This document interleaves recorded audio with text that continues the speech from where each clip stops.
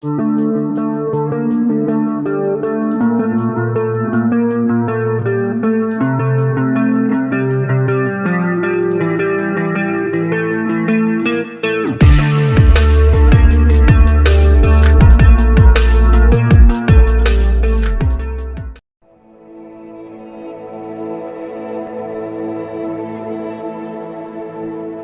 e paz da parte de nosso Senhor e Salvador Jesus Cristo. Que prazer estar junto com os irmãos novamente para meditarmos na gloriosa e santa palavra do Senhor nosso Deus. Amados, hoje nós vamos falar sobre arrependimento.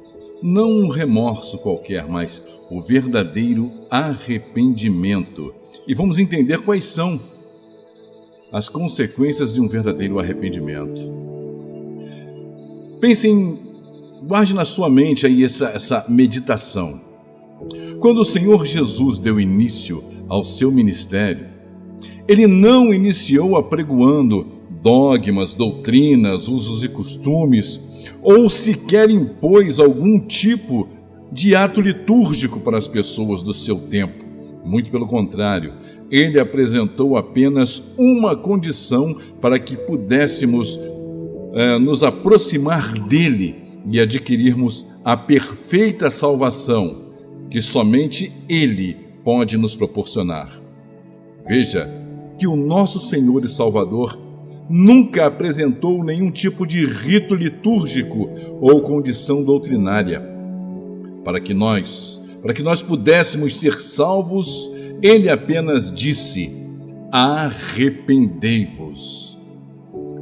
Em Mateus capítulo 4, versículo 17, nós encontramos esta afirmação. O autor diz: desde então começou Jesus a pregar e a dizer: arrependei-vos, porque é chegado o reino dos céus.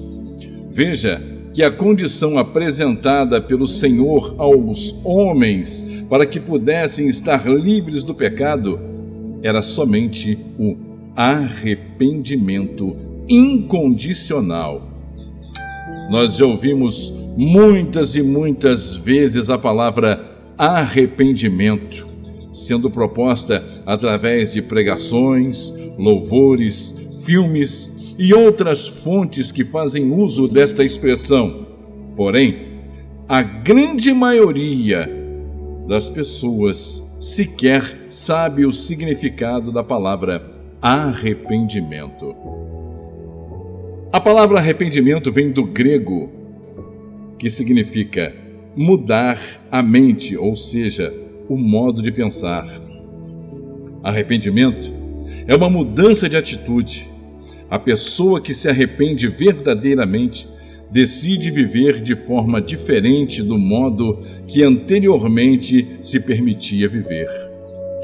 A salvação acontece quando uma pessoa se arrepende verdadeiramente dos seus pecados e se vira para o Criador, atendendo prontamente ao seu chamado.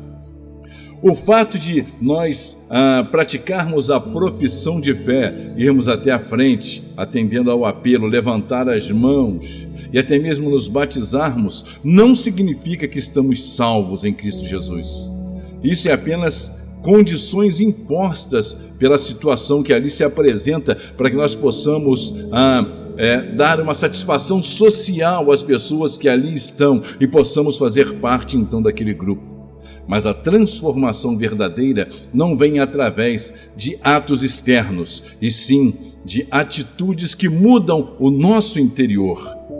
Arrependimento significa mudar de direção ou mudar o pensamento.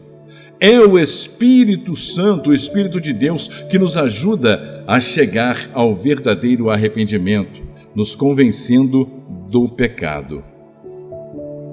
A palavra do Senhor nos diz lá no Evangelho de João, capítulo 16, versículos 7 e 8: todavia digo-vos a verdade, convém-vos que eu vá, pois se eu não for, o ajudador não virá a vós, mas se eu for, vô-lo enviarei. E quando ele vier, convencerá o mundo do pecado, da justiça e do juízo.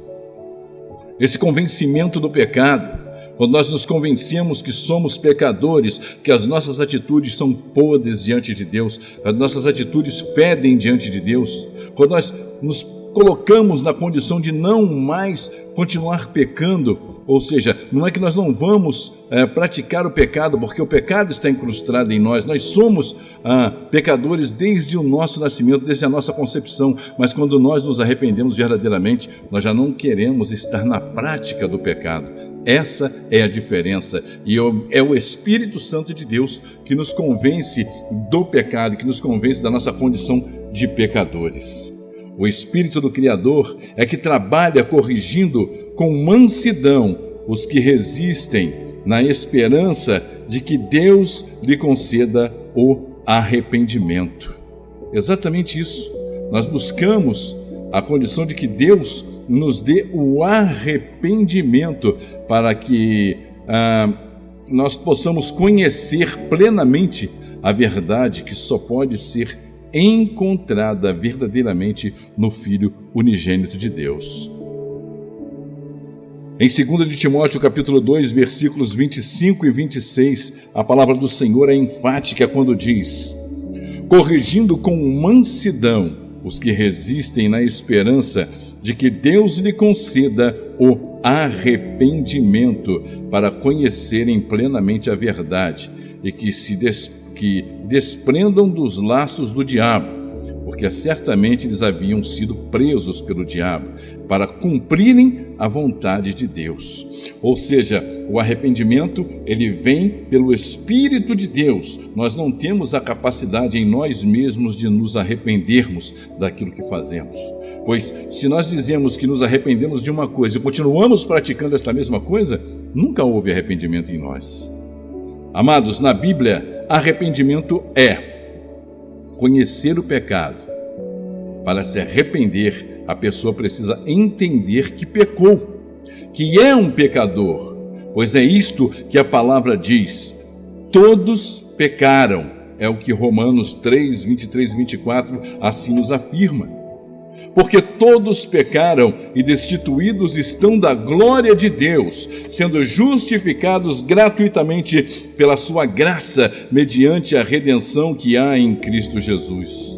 Somos justificados pela graça, um favor imerecido, algo que nós não merecemos. Não importa quanto tempo nós estamos na igreja, não importa se nós ajudamos pessoas necessitadas, se nós matamos a fome, se nós compramos remédio, se nós expulsamos demônios, se nós curamos pessoas, se nós oramos, não importa, nós não merecemos. A graça é um favor imerecido que nos foi concedido através do sacrifício de Cristo Jesus na cruz do Calvário.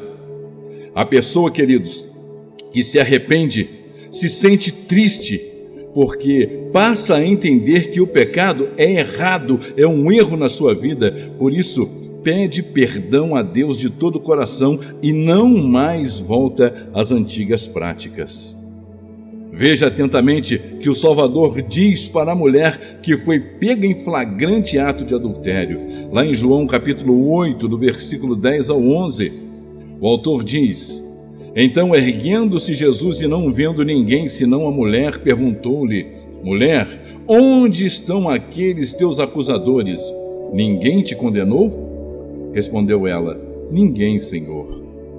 E disse-lhe Jesus: nem eu te condeno, vai-te e não peques mais. Você entendeu? Vai e não peques mais. No momento que você se arrepende, você verdadeiramente é convertido, você verdadeiramente é filho de Deus. Arrependimento não é só ficar triste por causa do pecado. Arrependimento é também decidir mudar de vida. Quando alguém se arrepende, ele decide abandonar o pecado e viver para o Criador, viver de forma direta para o Salvador. Essa pessoa não se contenta mais com as antigas práticas do pecado que vivia, porque fazer o que é certo e agradar somente ao Criador é que passa a ser a sua diretriz dali para frente. Certamente o Altíssimo retribuirá a cada um segundo as suas obras, a saber, a vida eterna aos que com perseverança buscaram o bem na pessoa de Cristo Jesus e não buscaram a glória e a honra para si mesmos, mas buscaram encontrar a incorruptibilidade e a santidade contida na palavra de Deus. Mas, diz o texto, que a ira e indignação do Criador está reservada aos que são contenciosos, desobedientes e amam a prática do pecado e são amantes da iniquidade. Veja, Romanos capítulo 2, versículo 6, versículo 8. Mas segundo a tua natureza, o teu coração impenitente entesouras para ti no dia da ira e da revelação do juízo de Deus, que retribuirá a cada um segundo as suas obras, a saber, a vida eterna aos que com perseverança em favor o bem procuram glória e honra e incorrupção, mas ira e indignação aos que são contenciosos e desobedientes à iniquidade.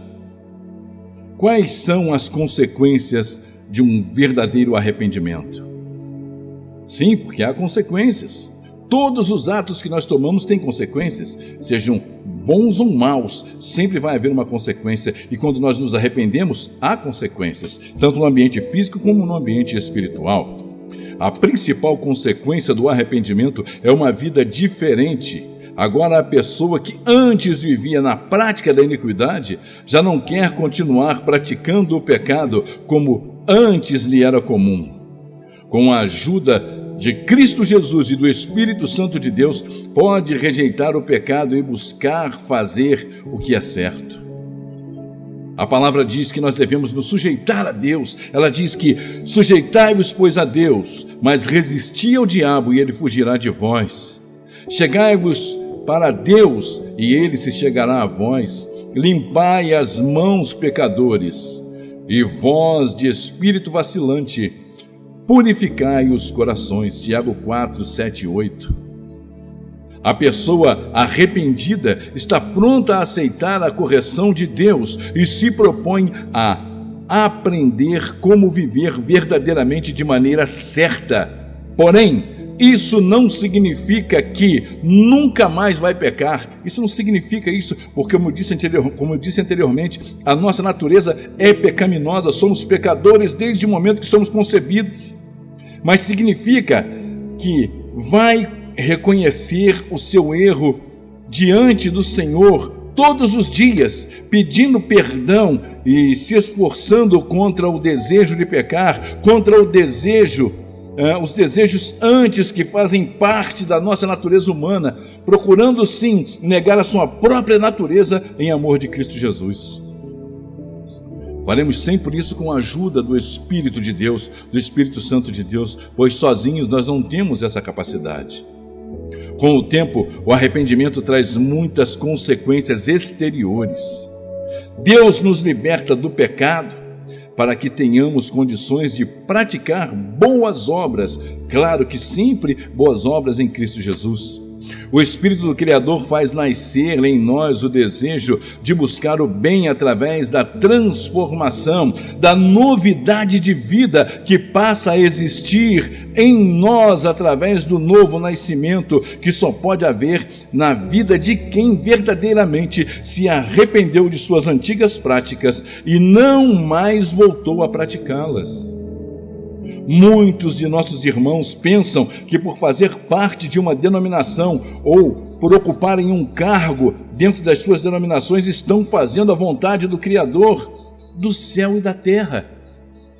Só que não estão fazendo. Muitos não estão fazendo. Muitos são soberbos, são arrogantes, são prepotentes, se acham mais santos que os outros simplesmente porque têm um cargo. Amados, não existe nada, preste atenção, não há nada que você possa fazer para que possamos impressionar ao Deus Todo-Poderoso. Nada que você apresente diante dele é o suficiente para impressioná-lo. Lembre-se, ele é onipotente, onisciente e onipresente. Muitos de nós não têm nem ideia do que significa estas três palavras. Onipotente, queridos, é aquele ser que tem poder ilimitado, pode todas as coisas. Onisciente é alguém que possui todo o conhecimento do universo em todas as áreas. Onipresente é o ser que está presente em toda parte, em todos os lugares. Estes são os atributos únicos que só o Criador possui. Ele nos conhece de dentro, por dentro de nós ele nos conhece. Ele sonda as nossas medulas. Ele conhece cada palavra que sai dos nossos lábios. Mesmo antes dessas palavras serem formuladas na nossa boca, ele já sabe. É triste, queridos. Muitas vezes, um irmão ou uma irmã, fazendo uso de palavras com duplos sentidos, piadinhas com duplo sentido, com pura maldade, com conotação sexual, falando palavrões, cometendo torpeza, e o que é pior, ele nem se importa mais, a sua mente já está cauterizada, ele já nem se importa mais se está ou não pecando contra o Criador, para ele tanto faz. Sua atitude parece correta diante dos seus olhos e já não consegue diferenciar o que é santo e o que é pecado. Em sua vida não há mais o verdadeiro arrependimento. E se não há arrependimento, o pecado é o Senhor supremo da vida dessa pessoa, pode ter certeza disso. Mesmo assim, esses irmãos continuam firmes em suas práticas religiosas, acreditando que estão andando na presença do Altíssimo. Afinal, observam e praticam todas as doutrinas existentes em suas denominações. São vistos pelos homens dando dízimo, dando ofertas, sendo caridosos.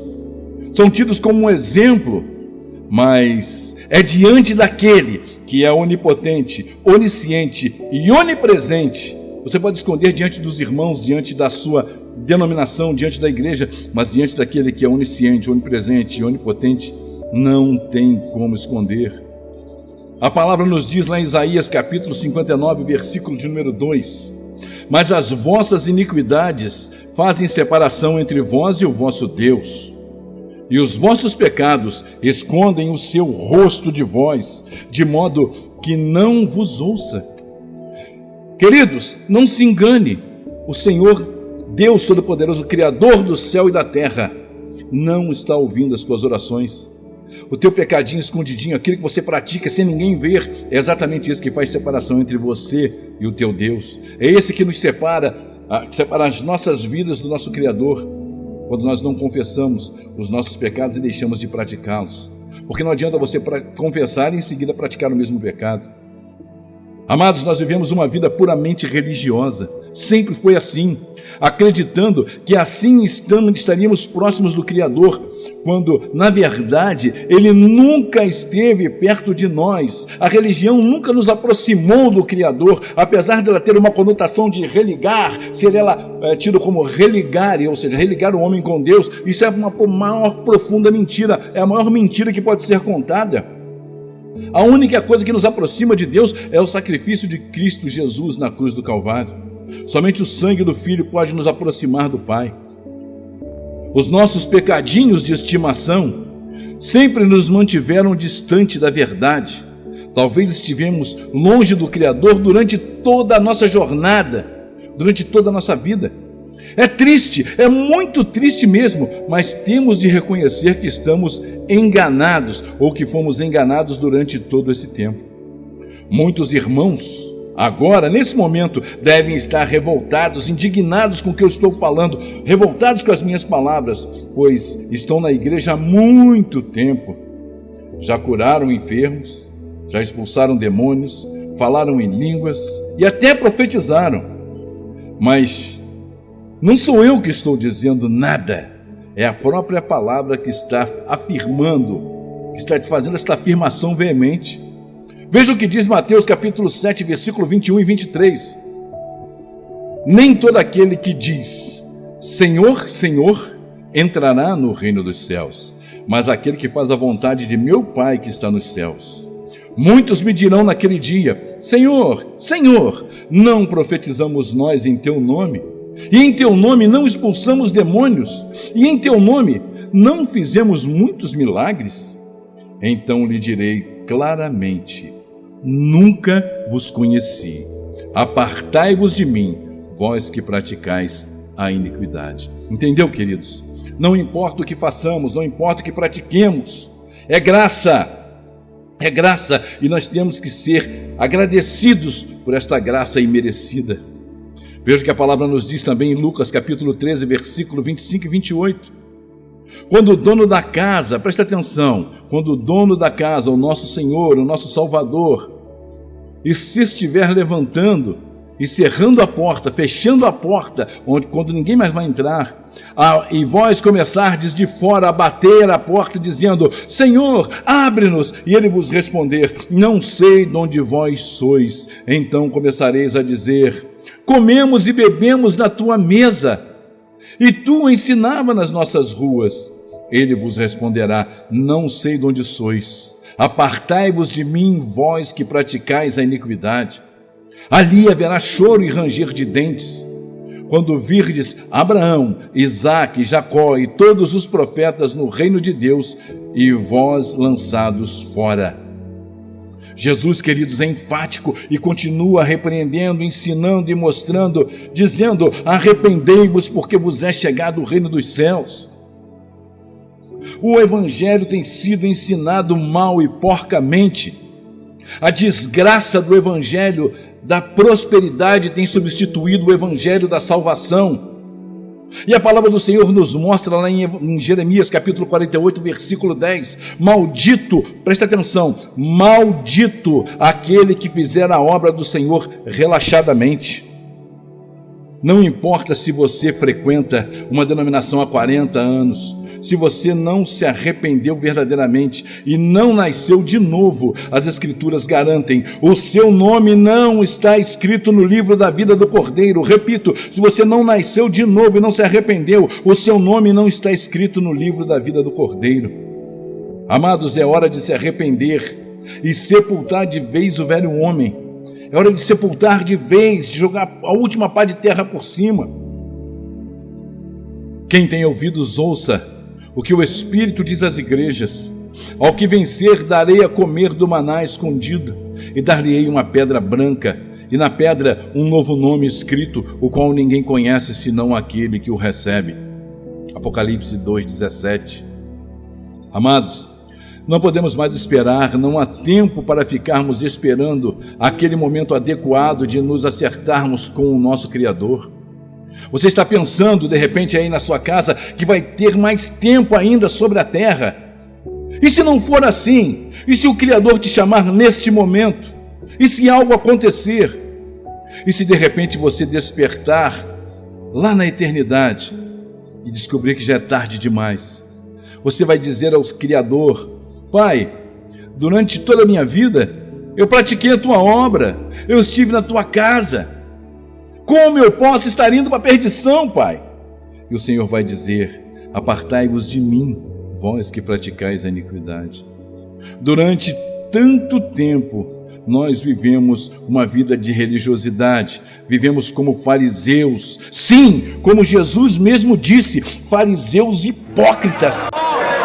Malditos escrivãos e fariseus, todos hipócritas, por impedirem a entrada dos homens no reino dos céus. Vocês todos não entram, nem deixam os outros entrarem. Guias cegos! Vocês comem um mosquito e arrotam um camelo. Vocês mentem diante das leis e violam o coração das leis. Justiça, piedade, boa fé. Vocês são como sepulcros imaculados, todos limpos e belos por fora, mas por dentro repletos de ossos de mortos e de corrupção. É o que nós somos. Realmente nós temos sido grandes fariseus hipócritas. Durante muitos e muitos anos, vivemos uma vida de pecado, uma vida completamente fora dos padrões daquilo que o nosso Criador nos orientou para que pudéssemos ter a vida e vida em abundância. Vivemos completamente extraviados dos mandamentos do nosso Criador. Mesmo assim, nós achamos que estamos caminhando rumo à salvação. Pobre de nós. Nós acreditamos piamente que estamos salvos em Cristo Jesus, mas a palavra é categórica: apartai-vos de mim, vós que praticais a iniquidade.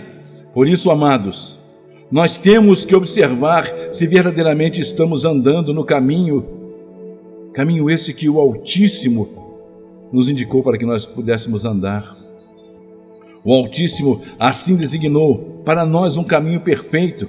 Se estamos caminhando ao lado de Jesus ou estamos caminhando puramente através das doutrinas, de calçamentos, de pedras feitas por mãos de homens, que ao invés de nos conduzirem rumo à salvação, estão nos distanciando cada vez mais da presença do nosso Criador, cabe a cada um de nós meditar e ver como é o caminho que estamos seguindo, pois lá na frente estaremos sozinhos diante do Criador, estaremos sozinhos diante dele, e cada palavra, cada atitude, cada coisa que nós fizemos neste mundo, cada atitude que nós tomamos aqui nesta vida será pesada.